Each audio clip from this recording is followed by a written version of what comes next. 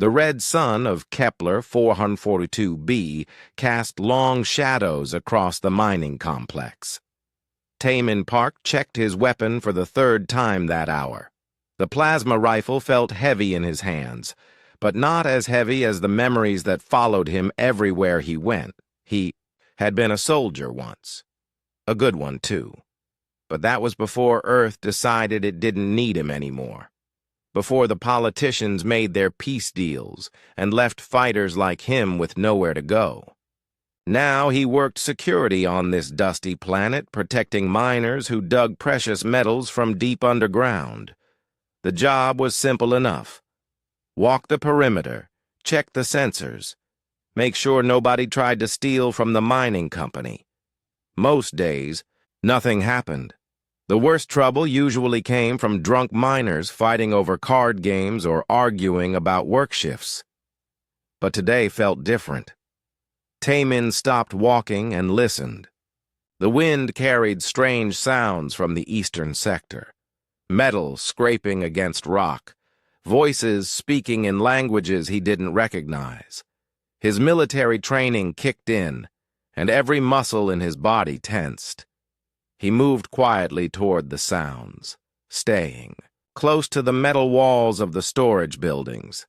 His boots made no noise on the sandy ground. Years of combat had taught him how to move like a ghost when he needed to. The voices grew louder as he got closer. Through a gap between two buildings he could see them. 6 creatures that looked like giant insects walking on 2 legs. Their skin was dark green and covered in hard plates like armor. Sharp claws extended from their hands, and their eyes glowed, yellow in the dim light. Vorthak Raiders. Taemin cursed under his breath.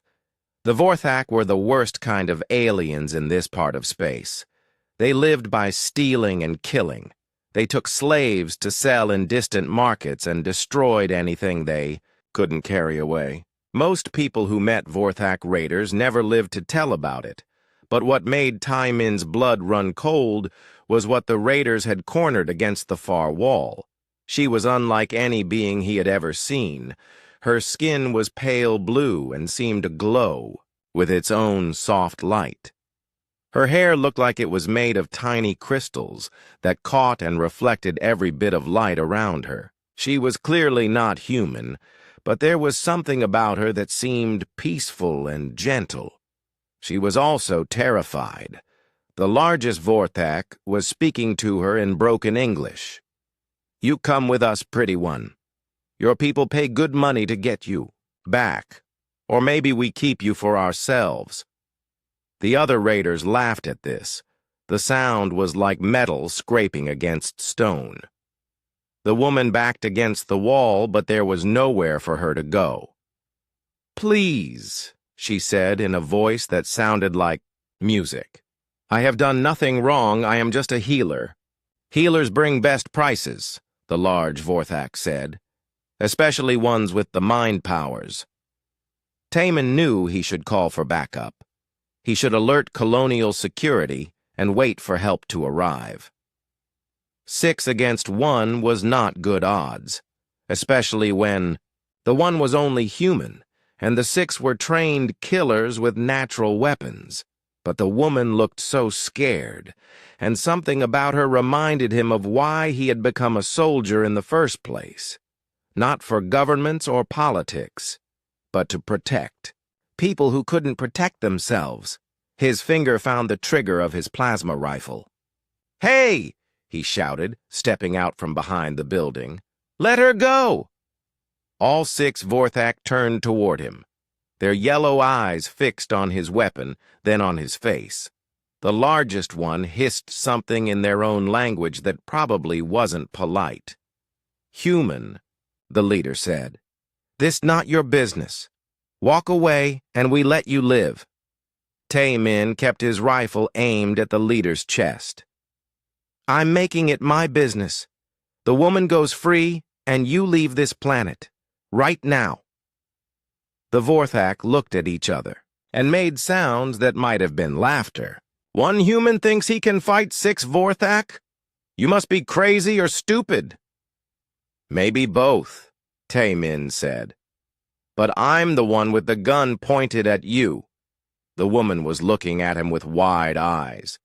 They were the color of deep ocean water and seemed to shine with their own light. For a moment he felt something strange, like she was trying to speak to him without words. "Thank you," she whispered, though her lips barely moved. The Vorthak leader raised his clawed hand. "Kill the human! Take the female!" Everything happened at once. Tae-min fired his rifle and saw the plasma bolt hit the leader square in the chest. The creature screamed and fell backward, but the others were already moving. They were fast, much faster than he had expected. One of them reached him before he could fire again. Sharp claws raked across his left arm, tearing through his jacket and into his skin. He spun away and fired again, catching another raider in the shoulder, but there were too many of them. A clawed hand struck him in the chest, and he felt his ribs crack. Another blow hit his back and sent him stumbling forward. He kept firing, but the raiders were all around him now. Pain exploded through his body as claws found their mark again and again. His left leg gave out, and he fell to one knee. Blood was running down his face from a cut above his eye, but he didn't stop fighting even when a plasma burn seared across his chest, leaving a line of agony that made him scream. Even when another raider's claws opened a deep wound in his side. He kept his body between the raiders and the woman, kept fighting even as his strength faded. He heard sirens in the distance. Colonial security was finally coming. But he wasn't. Sure, he would live to see them arrive. One more raider was still standing, the one he had wounded in the shoulder. It raised its claws for a final strike that would probably kill him. Tae-min tried to raise his rifle, but his arms wouldn't obey him anymore. Blood loss was making everything fuzzy and dark around the edges. The woman's voice cut through the growing darkness like a bell. "No!" Bright blue light filled the area. The remaining raider froze in place, its claws inches from Tae-min's face. Then it turned and ran, following its surviving companions into the wasteland beyond the mining complex. Tae-min fell forward onto the sandy ground. The woman knelt beside him, her hands glowing with the same blue light. She pressed her palms against his chest where the worst wounds were bleeding. "You saved me," she said softly. "Why?" He tried to answer, but the darkness was pulling him down. The last thing he saw before everything went black was her face looking down at him with those ocean-colored eyes, tears of light running down her blue cheeks. The last thing he heard was her voice, speaking words in a language he didn't understand, but somehow knew meant "thank you" and "I'm sorry" and "please don't die." Then there was nothing but peaceful darkness. Tae-min woke up to the sound of machines beeping. His eyes opened slowly, adjusting to bright white lights above him. Everything felt strange and fuzzy, like trying to remember a dream that was slipping away. He was in a hospital bed. The room smelled like medicine and cleaning chemicals. Wires and tubes connected him to various machines that blinked and hummed quietly. When he tried to move, his whole body ached, but it was a dull ache, not the sharp pain he remembered from the fight. "You're awake," said a voice from beside his bed. Tae-min turned his head and saw a woman in a white coat sitting in a chair nearby. She had short black hair and kind eyes behind wire-rimmed glasses. Her name tag read, Dr. Bo-Ram Kim. "How long?" he asked. His voice came out as a croak. 3 weeks, Dr. Kim said. "You've been unconscious for 3 weeks. We weren't sure you were going to make it. 3 weeks. That seemed impossible."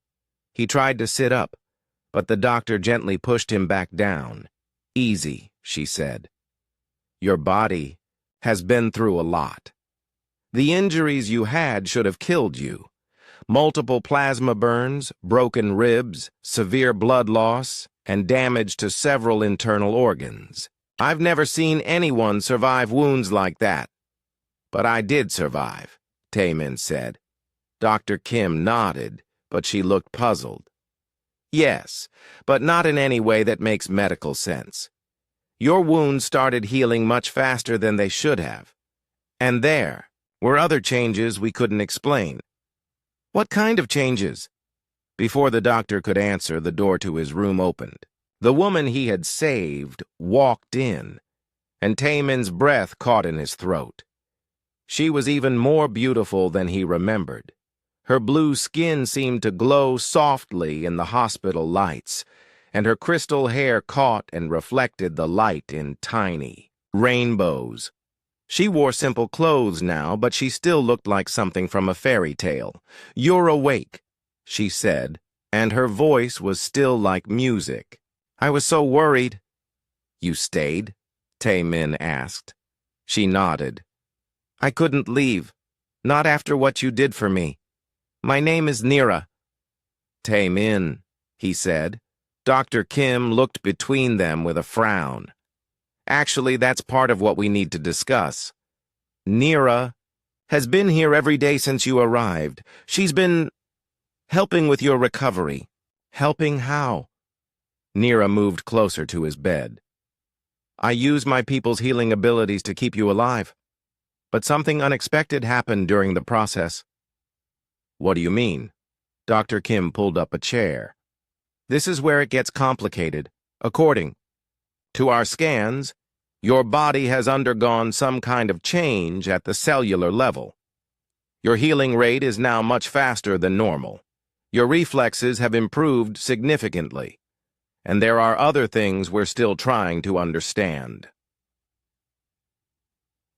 Taemin looked at his hands. They looked normal, but when he concentrated, he could feel something different. Like there was energy flowing through him that hadn't been there before. "There's more," Nira said quietly. "Can you feel it? The connection?" As soon as she said it, Taemin realized he could. There was something like a warm thread connecting him to her. He could sense her emotions, worry, relief, and something else he couldn't name. When she was happy, he felt happier. When she was concerned, he felt it too. "What is this?" he asked. The door opened again, and an older man entered.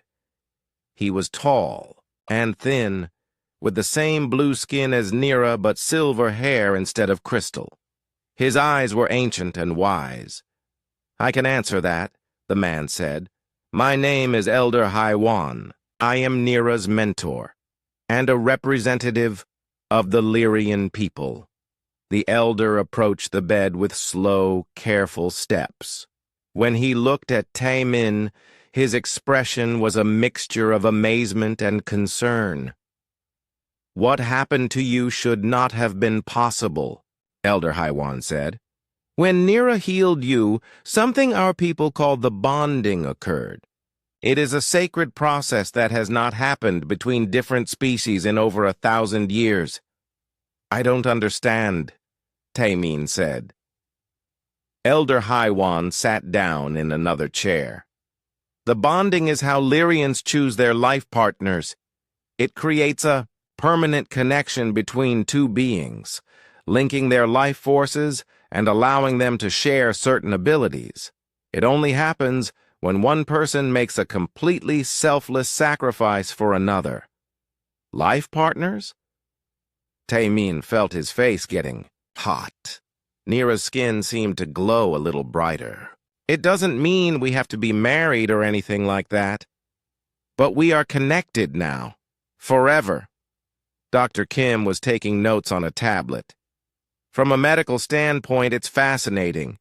Your DNA has actually been altered. You're still human, but you now have some Lyrian characteristics as well." "What kind of characteristics?" Enhanced healing, improved reflexes, extended lifespan, Elder Haiwan said, and the ability to sense emotions and share consciousness with Nira. In time, you may develop other abilities as well. Taemin tried to process all of this information. So, I'm not entirely human anymore? You're still human, Nira said quickly. Just more than you were before. The door opened again, and this time a man in a military uniform entered. He had the look of someone who was used to being in charge and didn't like surprises. Director Woo Jin Lee, Dr. Kim said, standing up. I thought you were coming tomorrow. Director. Lee ignored the doctor and focused on Taemin. Mr. Park, I'm the colonial administrator for this facility. I need to ask you some questions about what happened to you. I told the security team everything I remember, Taemin said. That was before we knew about your condition, Director Lee said. The colonial government is concerned about having someone with unknown alien abilities living on the base. Elder Haiwan stood up, and suddenly the temperature in the room seemed to drop several degrees. Are you suggesting that this man is dangerous? He nearly died protecting one of my people. I'm suggesting that we don't know what he's capable of now, Director Lee said. For the safety of everyone on this colony, I think he should be quarantined until we can study his condition more thoroughly. Quarantined? Nira's voice was sharp with anger. He's not a disease. He's an unknown variable, Director Lee said, and unknown variables are dangerous in a place like this. Taemin tried to sit up again, and this time he managed it. I'm not going anywhere. This is my home now. That's not your decision to make, Director Lee said. Dr. Kim stepped forward. Actually, it is. Mr. Park is my patient, and I'm not releasing him to anyone until I'm satisfied that he's fully recovered. Dr. Kim, I'm ordering you to... You can order me all you want, Dr. Kim said calmly. But I answer to the medical board, not to you. Director Lee's face turned red. We'll see about that. After he left, the room was quiet for a moment. Then, Elder Haiwan spoke. There's something else you should know, he said. The Vorthak raiders who attacked you have not forgotten what happened. Our intelligence suggests they are gathering forces for a larger attack on this colony. Why? Taemin asked. Because they've learned about your bonding with Nira, Elder Haiwan said. The Vorthak believe they can use this connection for their own purposes. They want to capture both of you. Nira moved closer to Taemin's bed. That's why I can't leave. If I go, they'll follow me and hurt innocent people here. And if I stay, they'll come here anyway, Taemin finished. Elder Haiwan nodded. I'm afraid so. The bonding has made you both very valuable to them. Taemin looked around the room at all the people who were now part of his life because of one decision to help a stranger. Dr. Kim, who was protecting him from the colonial administration. Nira, who was connected to him in ways he was still trying to understand. Elder Haiwan, who seemed to know more about what was happening than he was saying. So what do we do? Taemin asked. We prepare, Elder Haiwan said, and we hope that the connection between you and Nira is strong enough to face what's coming. Outside the hospital window, the red sun was setting over the mining complex. In the distance, Taemin could see the workers heading home after their shifts, completely unaware of the storm that was approaching their quiet little world. He could feel Nira's emotions through their bond. Determination mixed with fear, hope mixed with worry. But underneath it all was something else. Something warm and strong that he was only beginning to understand. Whatever was coming, they would face it together. 2 days later, Taemin was finally allowed to leave the hospital. He felt stronger than he had in years, but everything was different now. Colors seemed brighter, sounds were clearer, and always, he could feel Nira's presence like a warm light in the back of his mind. Elder Haiwan had asked to meet with them in a private room in the colony's research center. When Taemin and Nira arrived, they found the elder waiting with a woman they hadn't met before. "This is Dr. So Young. Choi," Elder Haiwan said. "She studies how different alien species interact with each other." Dr. Choi was a young woman with bright, curious eyes. She shook Taemin's hand with enthusiasm. "I've been studying reports about your bonding for weeks. This is the most important event in interspecies relations in my lifetime." "Important how?" Taemin asked. "Sit down, both of you," Elder Haiwan said. "There's much you need to understand." They sat at a round table while Elder Haiwan activated a holographic display. Images of different alien species appeared in the air above them. "The bonding is sacred to my people," the elder began. "For thousands of years it has only occurred between Lyrians.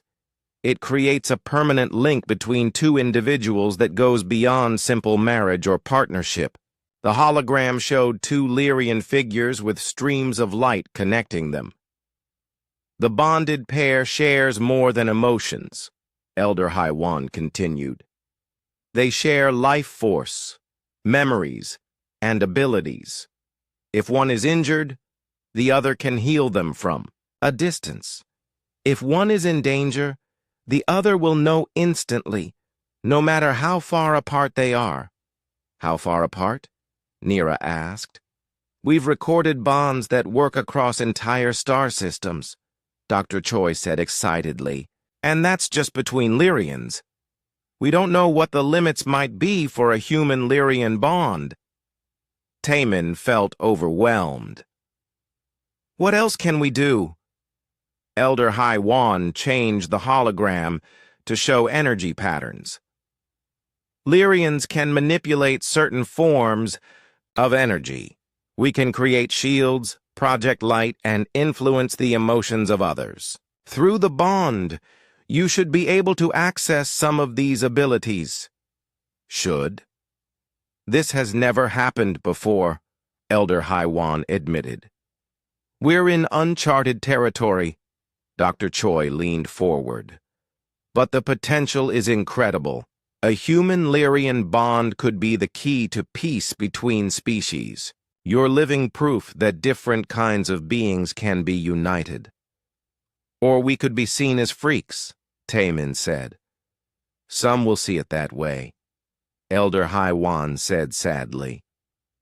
"But others will see hope." The door to the room opened, and a man in colonial security uniform entered. "Sorry to interrupt, but we have a situation."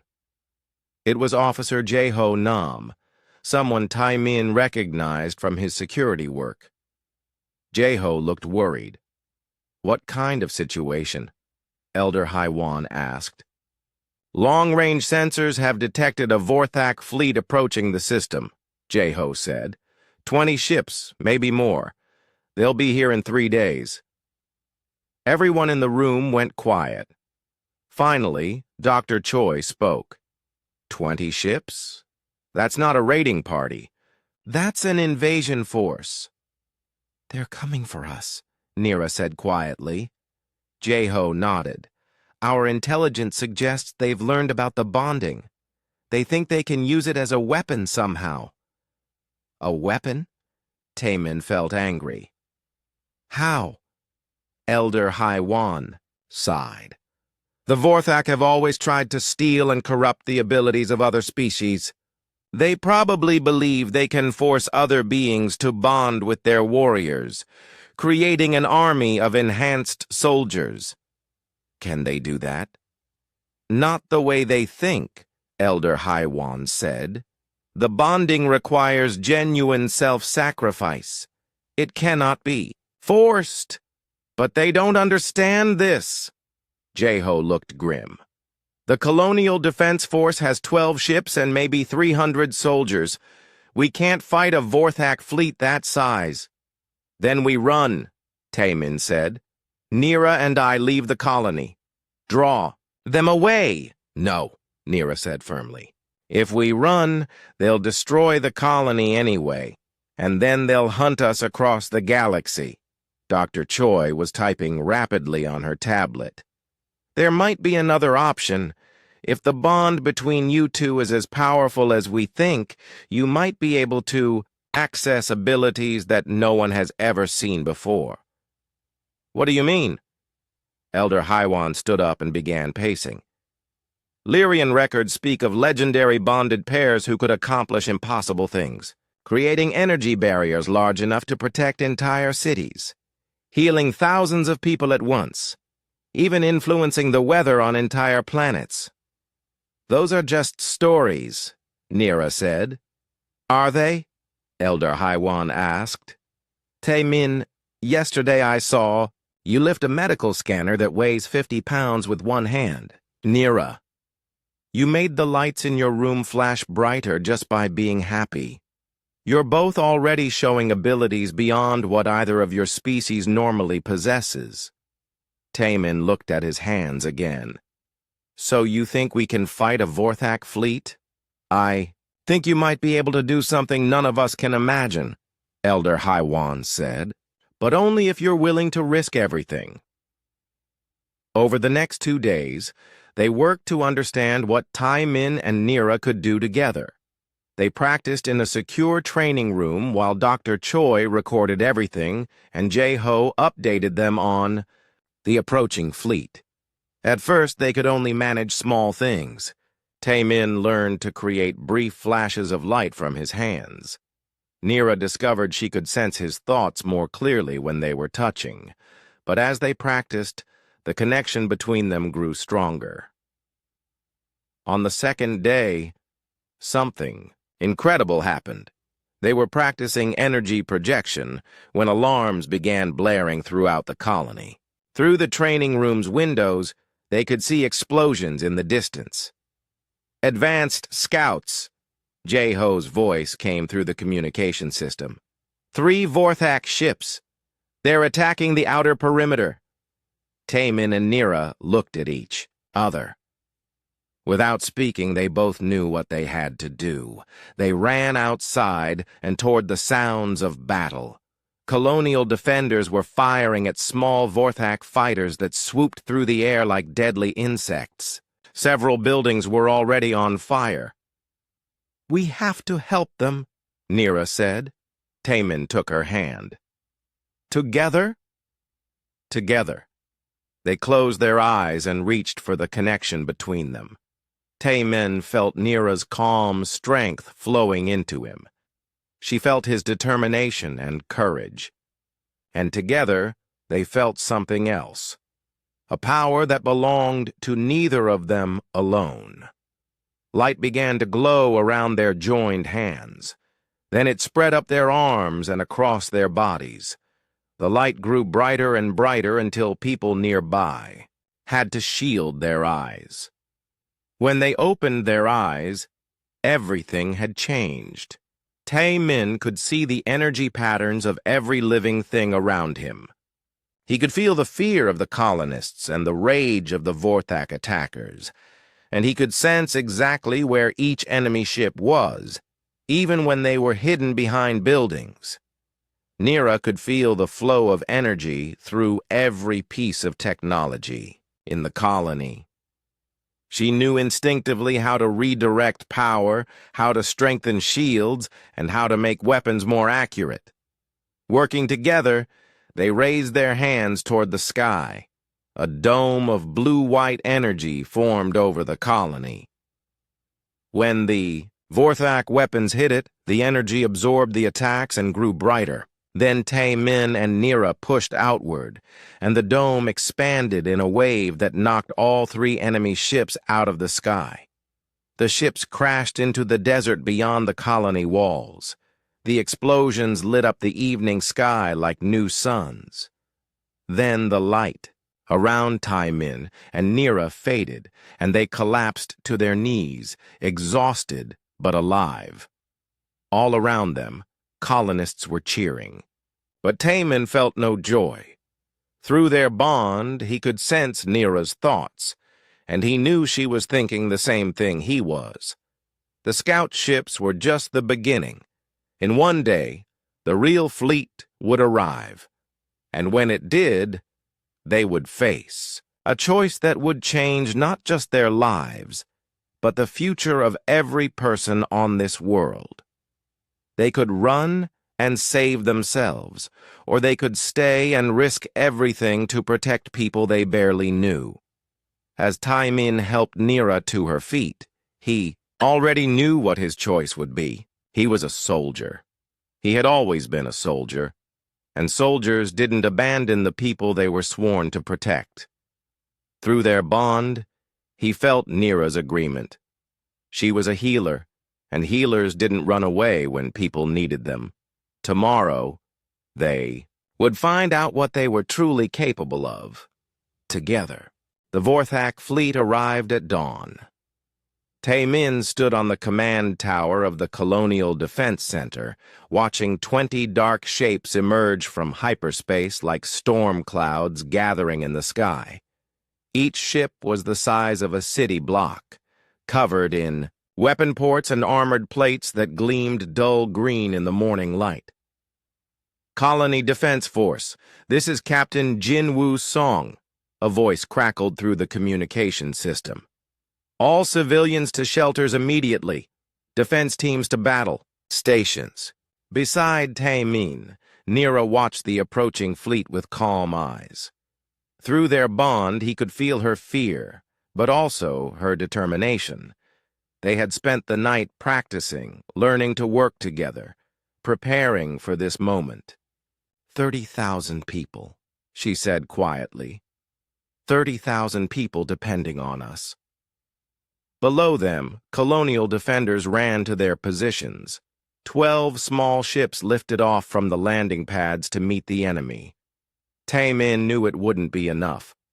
The Vorthak had more ships, bigger weapons, and years of experience in warfare. "Sir," Officer Jae-ho Nam's voice came through Taimin's communication device. "Major Yun-Ah Kang wants to speak with you both." Major Kang was waiting for them in the command center. She was a small woman with sharp eyes and the confident bearing of someone who had seen many battles. Maps and tactical displays covered the walls around her. "I won't lie to you," she said without greeting. "We can't win this fight with conventional weapons. Our only chance is if you two can do what you did yesterday, but on a much larger scale." "How much larger?" Taimin asked. "Major." Kang activated a holographic display showing the colony from above. "The Vorthak will attack from multiple directions. They'll try to overwhelm our shields and land troops in the city center. We need protection for the entire colony." The hologram showed an area covering several square miles. Yesterday, Taimin and Nira had protected maybe half a city block. "I don't know if we can cover that much space," Nira said. "You have to try," Major Kang said, "because if you can't, everyone here is going to die." The first attack came an hour later. Vorthak fighters screamed down from orbit, firing plasma cannons at the colony's outer defenses. The colonial ships fought back bravely, but they were outnumbered 3-1. Taimin and Nira positioned themselves in the center of the colony, on top of the tallest building. They could see the entire battle spread out below them like a deadly game. "Ready?" Taimin asked, taking her hand. "Ready." They closed their eyes and reached for their bond. The connection was stronger now than it had been the day before. Taimin felt Nira's healing energy flowing through him, while she felt his soldiers' instincts and tactical knowledge. Together, they began to glow with blue-white light. This time, instead of creating a dome, they tried something different. They let their energy spread outward like water, flowing around buildings and through streets, creating a network of protective barriers that covered the entire colony. When the Vorthak weapons hit their barriers, the energy was absorbed and redirected. Some of it went back at the attacking ships, while the rest flowed into the colony's power systems, making the defenses stronger. For 30 minutes, it worked perfectly. Then the Vorthak changed tactics. "Incoming!" Major Kang's voice shouted through the communication system. "Massive energy signature from the flagship!" Tae-min opened his eyes and looked up. The largest Vorthak ship was charging some kind of weapon. Energy crackled around its wide front section like purple lightning. "What is that?" Nira asked. Through his tactical implant, Tae-min heard Captain Song's voice. "It's a planet killer. They're going to destroy the entire colony in one shot." "How long?" Major Kang asked. 2 minutes to full charge." Tae-min felt Nira's panic through their bond, but also her determination. "We can stop it," she said. "How?" "Everything we have. All our energy, all our life force. We put it all into one barrier. That could kill us. If we don't try, everyone dies anyway." Tae-min looked around at the colony below them. 30,000 people hiding in shelters, trusting them to keep their families safe. Colonial defenders still fighting even though they knew they were outgunned. Children who would never see another sunrise if he and Nira failed. "Together?" he asked. "Together." They joined both hands this time and opened their bond completely. Not just sharing energy or emotions, but sharing everything. Their memories, their hopes, their fears, their love for the people they were trying to protect. The light around them grew brighter than a star. Tae-min felt himself becoming something more than human. Through Nira, he could sense every living thing in the colony, every heartbeat, every breath, every person who was counting on them. Her healer's instincts showed him how all life was connected, how every individual was part of something larger. Nira felt herself becoming something more than Lyrian. Through Tae-min, she experienced the warrior's understanding of sacrifice and duty. His soldier's training showed her how to focus power, how to turn defense into attack, how to protect others no matter the cost. Together, they became something entirely new. The light around them reached up into the sky like a pillar of pure energy. When it touched the Vorthak planet-killer weapon, something incredible happened. Instead of simply blocking the attack, their combined power turned the weapon's energy back on itself. Purple lightning ran backward through the flagship's systems, overloading its generators and causing explosions throughout the massive ship. But they didn't stop there. The pillar of light spread outward, touching every Vorthak ship in the fleet, not to destroy them, but to do something far more powerful. Through their bond, Tae-min and Nira projected their own emotions into the minds of every Vorthak warrior. For the first time in their lives, the raiders felt what their victims felt: terror, pain, loss, but also hope, love, and the desire to protect innocent life. One by one, the Vorthak ships stopped firing. The fleet hung motionless in space for several minutes. Then, without any communication, they turned and jumped back into hyperspace, leaving the colony unharmed.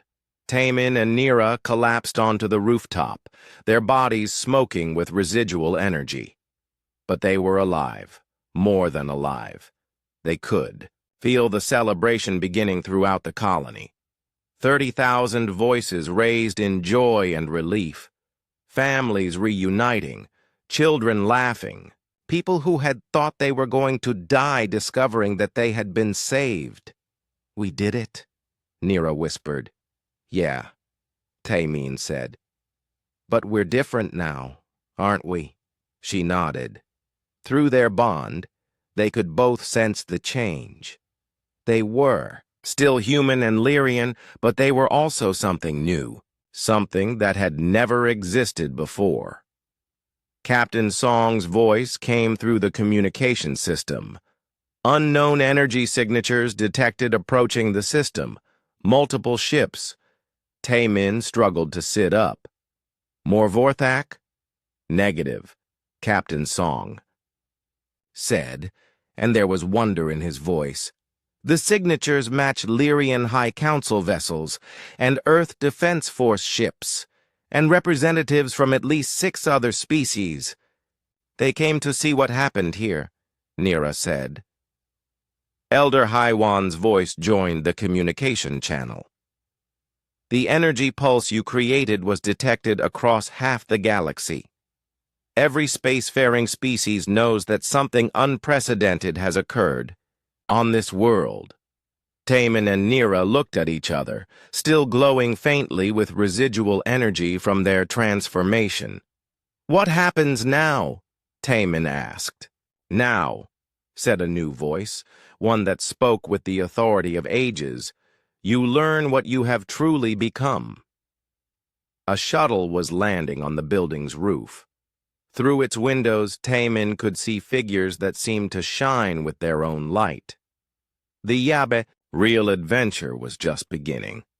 But as Taemin helped Nira to her feet, he felt no fear. Whatever came next, they would face it together. They had proven that different species could unite, that love was stronger than hate, and that sometimes the greatest rewards came from the greatest sacrifices. The bonding had changed them, but it had also changed the galaxy, and the galaxy would never be the same. 1 month after the battle, the mining colony had become the most important place in the galaxy. Taemin walked through the expanded diplomatic center that had been built where the old storage buildings used to stand. Representatives from dozens of species filled the halls, all wanting to understand what had happened between him and Nira. The changes in him were obvious now. His hair had silver streaks that hadn't been there before, and his eyes sometimes glowed with faint blue light when he was thinking deeply. He moved with perfect balance and grace, and minor injuries healed within hours instead of days. But the real changes were deeper than what people could see. "Mr. Park," called a familiar voice. He turned to see Ambassador Mi-Jin Lim approaching from the Earth delegation. She was a stern woman with gray hair and the bearing of someone who had spent decades in political negotiations. "Ambassador," Taemin said, bowing slightly. "I've been authorized by the Earth government to make you an offer," she said. "Full military honors, citizenship restoration, and a position in the Earth Defense Force at whatever rank you choose." "That's generous," Taemin said, "but I'm not sure I'm still the same person who used to be a soldier." "That's exactly why we want you back," Ambassador Lim said. "You've become something unique. The first human to successfully bond with an alien species. You could be the key to a new era of cooperation." Before Taemin could respond, another voice interrupted them. "I'm afraid Taemin has other commitments." They turned to see a figure approaching that made Ambassador Lim take a step backward.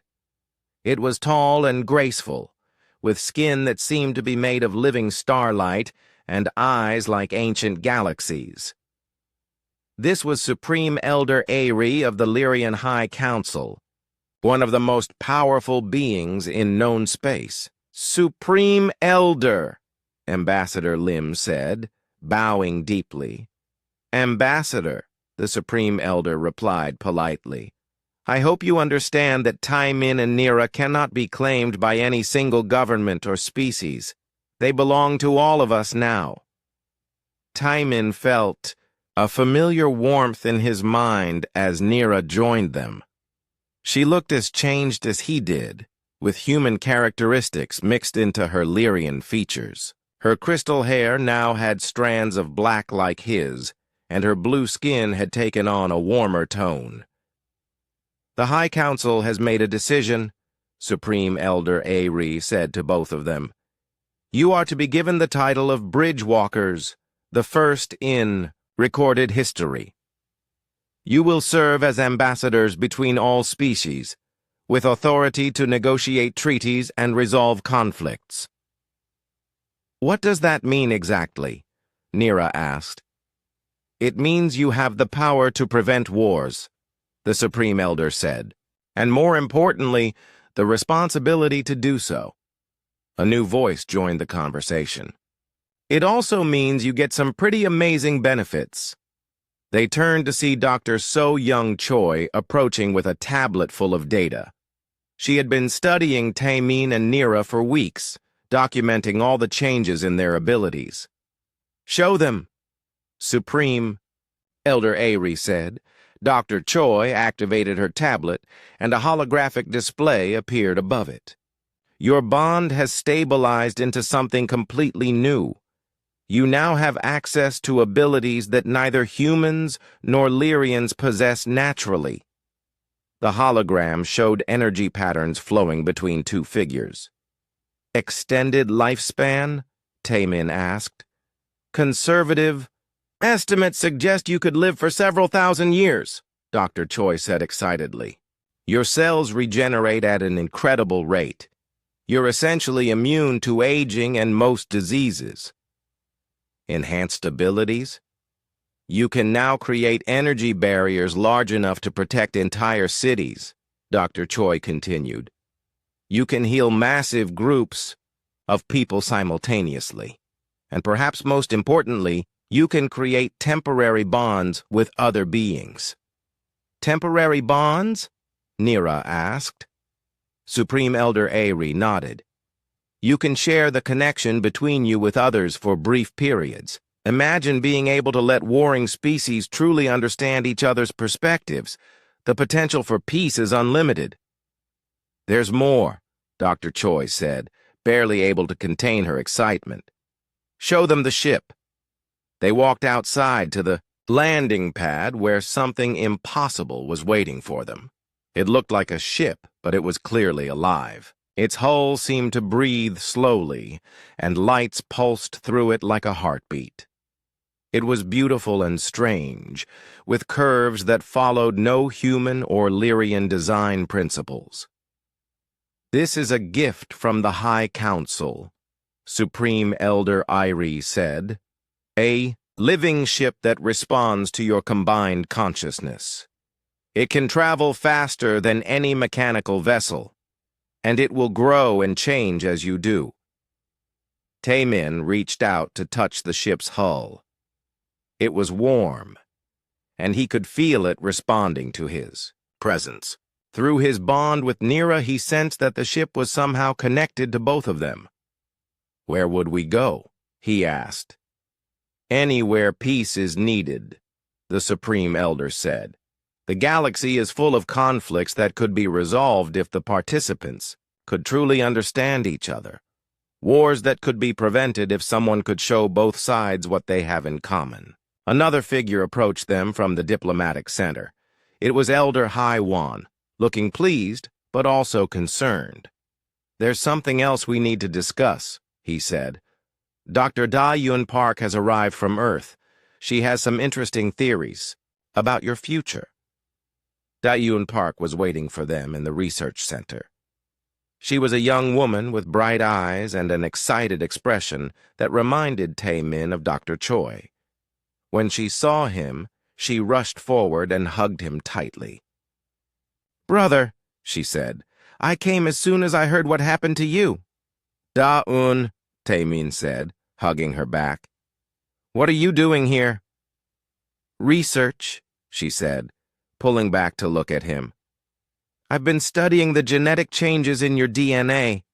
The results are incredible." She led them to a computer terminal and brought up a complex genetic map. "Your bonding didn't just change you," she explained. "It created an entirely new genetic template. If you and Nira ever have children, they would be the first of a completely new species. Children? Nira asked, her skin glowing brighter. Beings who could bond naturally with any species, Daun continued. Universal translators, healers, peacemakers. They could be the foundation of a truly united galaxy. Taemin felt overwhelmed by all the possibilities. And if we choose not to have children? Then you still have centuries to make a difference, Supreme Elder Aery said. But the choice is yours. You are not bound by duty anymore. You are bound by love, and love always includes choice. That evening, Taemin and Nira walked alone to the edge of the colony. The red sun was setting, painting the sky in brilliant colors. In the distance, they could see the lights of ships from dozens of worlds, all gathered because of what had happened here. It's a lot to take in, Nira said. Yeah, Taemin agreed. A month ago, I was just a security guard trying to make enough money to survive. Now they want us to bring peace to the galaxy. Do you think we can do it? Taemin took her hand, feeling the familiar warmth of their connection. Through their bond, he could sense her hopes and fears, her love for him and for all the people they might help. I think we have to try, he said. That's what got us into this in the first place, isn't it? Trying to help someone who needed it. Nira smiled. And look what it got us. She gestured to the sky, where stars were beginning to appear. Each one represented worlds they might visit, people they might help, conflicts they might resolve. The reward was bigger than we ever imagined, Taemin said. The reward isn't what we got, Nira said softly. The reward is what we can give. As they watched, a shooting star crossed the sky above them. Taemin didn't make a wish. He didn't need to. Everything he had ever wanted was standing right beside him, and everything they would ever accomplish lay ahead of them among the stars. Elder Hai Wan had been right. Taemin's act of defending a stranger had triggered something that ancient prophecies had predicted, not just the bonding, but the dawn of a new age when all species could understand each other. The mining colony of Kepler 442b had become the birthplace of galactic peace. And it had all started with one human who chose to protect an alien woman, even though it might cost him his life. The galaxy would never be the same. But then again, neither would Taemin and Nira, and that was exactly how it should be. Tomorrow, they would board their living ship and begin their mission to bring understanding to a galaxy full of strangers. They would face dangers and challenges that they couldn't even imagine yet. But tonight, they stood together under alien stars, two beings who had become one, holding hands and watching the future spread out before them like a promise written in light. The adventure was just beginning.